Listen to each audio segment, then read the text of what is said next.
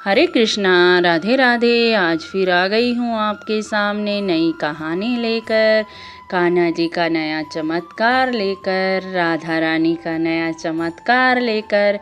हमारे कान्हा जी और राधा रानी तो ऐसे ही हैं जो हमेशा ही चमत्कार करते रहते हैं। बस भक्तजन उन पर विश्वास करें तो बोलते हैं चलो जय जय श्री राधे, जय जय श्री राधे। बोलो बांके बिहारी लाल की जय हो, राधे रानी सरकार की जय हो। चलो चमत्कार शुरू करती हूँ। एक गांव में एक औरत रहती थी जिसकी शादी को 7-8 साल हो गए थे, लेकिन उसके कोई भी बच्चा न हुआ। उसका नाम रमा था। रमा हमेशा ही रोती रहती थी क्योंकि वो कान्हा जी से, राधा रानी से प्रार्थना करती कि मेरी भी गोद में एक बच्चा डाल दो। लेकिन 7-8 साल बीत गए, उसे कोई भी बच्चा न हुआ। अब गांव की कुछ औरतें राधा अष्टमी के समय पर बरसाना जा रही थी तो रमा को भी हुआ कि मैं भी बरसाना जाऊं और राधा रानी से उसकी कृपा से एक बच्चा मांग के आऊं। तो उसने अपने सास ससुर और अपने पति को मनाया कि मैं इन गांव की औरतों के साथ बरसाना जाना चाहती हूँ। तो उसके सास ससुर और पति मान गए और वह 8 दिन बचे थे। अब राधा अष्टमी को तो वह गांव की औरतों के साथ बरसाना धाम पहुंच गई तो उसे जब वह ट्रेन में चढ़ने लगी तो उसके पैर में मोच आ गई। अब वो धीरे धीरे ही चल पाती थी क्योंकि उसका पैर बहुत दुखता था। अब बरसाना धाम में उन्होंने एक आश्रम में रहने की सुविधा पाई। अब वहाँ रहने लगे। अब सुबह शाम लाडली जी के दर्शन करते।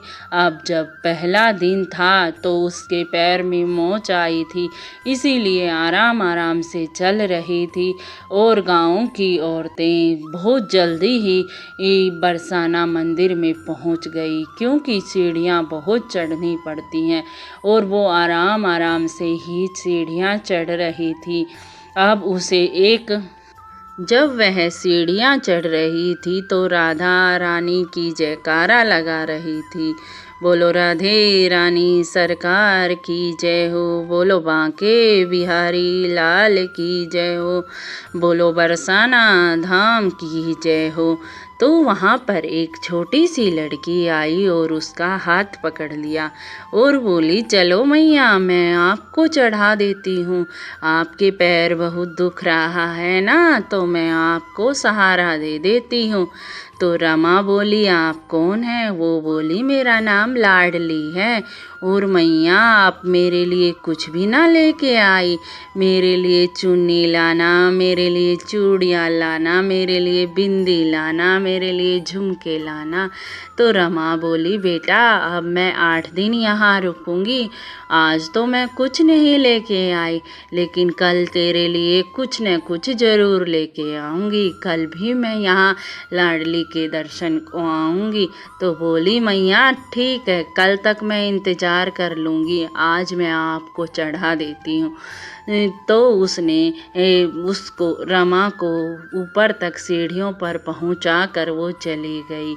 अब चली गई तो रमा को उसी का ख्याल आता, पल पल उसी का ख्याल आता। कैसी सुंदर बच्ची थी, कैसा मन मोह रही थी और राधा रानी से कृपा की बरसात चाहती थी कि मुझे भी ऐसी ही एक बेटी दे दे, मुझे भी ऐसी ही एक बेटी दे दे जिसको मैं भी प्यार कर सकूं, मैं भी उसको लाड़ लड़ा सकूं। बस राधा रानी से यही प्रार्थना कर रही थी। अब उसने लाडली के दर्शन किए और फिर आश्रम में चली गई। आश्रम में जाने के बाद कल फिर सुबह हुई, फिर लाडली के दर्शन को आने लगी तो उसे याद था कि उस लाडली ने उसको वो चूड़ियाँ लाने को कहा था, तो उसने आज चूड़ियाँ ली, छोटी छोटी पायल ली कि मैं आज उस लाडो को दे दूंगी। अब फिर वो सीढ़ियों पर चढ़ने लगी। जब फिर लाडली आ गई, मैया मैया क्या लेके आई मेरे लिए? बोली आज तो मैं चूड़ियाँ लेके आई हूँ, आज पायल और चूड़ियाँ लेके आई हूँ। मैया आप मेरे लिए झुमका नहीं लाई, लहंगा नहीं लाई, चुन्नी नहीं लाई, तो बेटा मैं यहाँ पर राधाष्टमी तक रुकूंगी, तो कल ला दूंगी, जो आज ना लेके आई वो कल ला दूंगी। तो लाडली बहुत प्रसन्न हो गई, वो छोटी सी बच्ची और बच्ची प्रसन्न हो गई। और फिर मैया को फिर उसने सीढ़ियों पर चढ़ा दिया और मंदिर तक छोड़कर वापिस आ गई। अब ये रोज का ही नियम हो गया था। रमा उसके लिए रोज न रोज कुछ न कुछ लेके जाती। और लास्ट वाले दिन रमा ने पूछा, बेटा मैंने आपको इतनी सारी चीज दे दी लेकिन पहनी तो तुमने एक बार भी नहीं। तो वो बोली कल राधा अष्टमी है मैया, कल मैं सारी चीज पहन के आऊंगी। तो वो बोली ठीक है। अगले दिन राधा अष्टमी थी। रमा पहुंच गई मंदिर, लेकिन आज उसे सीढ़ियों पर लाडो रानी ना मिली। वो ढूंढती फिर रही थी कि लाडली कहाँ है, क्योंकि उसके मन में तो लाडली की तस्वीर ही बन गई थी। अब वो ऊपर पहुंच गई और लाडली के दर्शन को उत्साहित हो रही थी कि आज मैं भी राधा रानी के दर्शन करूंगी। राधा रानी ने आज कौन सा लहंगा पहना है, कौन सी चूड़ियाँ पहनी हैं। अब बहुत भीड़ होने के कारण उसे दर्शन हो ही नहीं पा रहे थे, लेकिन उसने जैसे तैसे दर्शन करने लगी तो देखा कि जो उसने उस छोटी बच्ची को जो सारा सामान चूड़ियाँ लहंगा बिंदी जो दिया था वो आज लाडो ने पहन रखा था। लाडो ने पहन रखा था तो ये नज़ारा देखकर वो होश खो बैठी और श्री राधे श्री राधे श्री राधे का नाम उच्चारण कर रही थी। जय जय श्री राधे जय जय श्री राधे, और रोए जा रही थी। राधे रानी आप मेरे पास आई और मैं आपको पहचान भी न सकी, और एक दिन नहीं 7 दिन आप मेरे पास थी, लेकिन मैंने एक दिन भी आपको पहचाना। और रोए जा रही थी, रुदन कर रही थी। रुदन करती करती फिर वो नीचे आ गई तो गांव की औरतें बोली आज राधा अष्टमी खत्म हो गई, आज तक ही रुकना था। रमा चलो हमारे संग साथ, लेकिन रमा जाने को तैयार ही न थी। वो रोए जा रही थी, मेरी लाडली आएगी, मुझे ऊपर तक ले जाएगी, मेरी लाडली आएगी। रमा उन औरतों के साथ नहीं गई।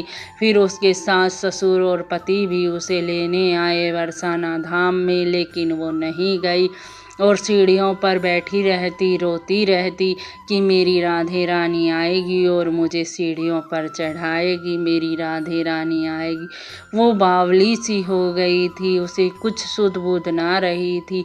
उसके पति और सास ससुर भी बहुत मना कर ले गए, लेकिन वो नहीं मानी और बोली मैं यहाँ लाडली के चरणों में ही रहूँगी और लाडली की ही सेवा करूँगी। उसने अपना सारा जीवन वहीं लाडली के चरणों में ही बिता दिया।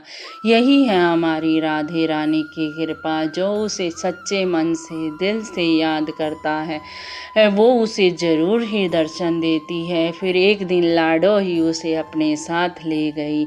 यही है रमा नाम की औरत की कहानी, जो श्री जी के चरणों में ही निवास करने लगी। जय जय श्री राधे जय जय श्री राधे।